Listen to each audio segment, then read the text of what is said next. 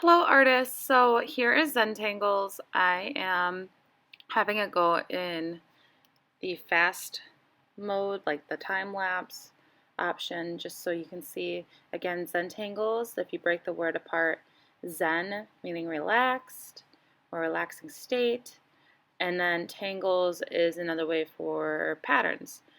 So relaxing patterns, creating all these patterns, which pattern is a repeated line, repeated shape, repeated design.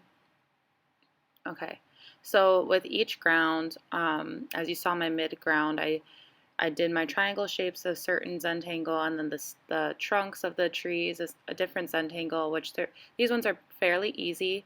You can try your hand at difficult ones, or you can do easier patterns, whatever is your preference, or time consuming. If you want to sit here and do some relaxing tangles, that'd be awesome.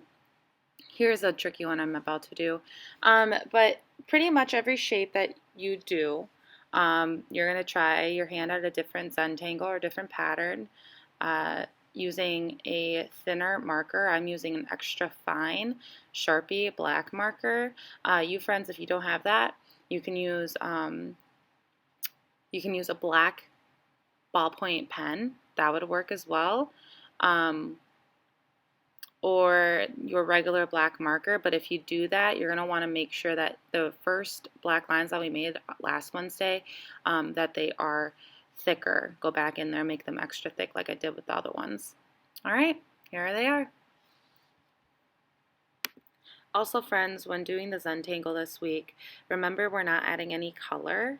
If you look at my paper right here, this is all I'm asking for you to do this week, okay? Is just having those three grounds, foreground, middle ground, and background, the sun or the moon, with the thicker black line.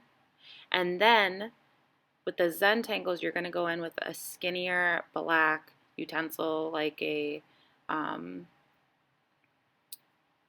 said, like a extra fine point Sharpie or a ballpoint pen or a skinny marker. Whatever you have at home would work great. And then if they don't have a good balance between a skinny line and a thick line, again, go back into those middle ground, foreground, and background lines and thicken them up. I had to myself. As you can see, my sun line and my background line are really thick. My tree lines are really thick, and that wave line at the bottom of the foreground is really thick because I went over it a couple of times. If you have any questions, you can email me, but enjoy the Zentangles. Oh, and one more note. If you are having problems figuring out what kind of pattern to do, think about lines. I did zigzag lines. Think about shapes. I did circles. Easy ones like that will help you get through this quicker. If you don't have enough time for art this week, depending on your workload, I understand. But if you do have the time, go ahead and try a challenging pattern. I'd love to see the creative things that you try. And if you want to look at different patterns, Google search Zentangle patterns, okay? Or I will post some on our Google Classroom. Okay,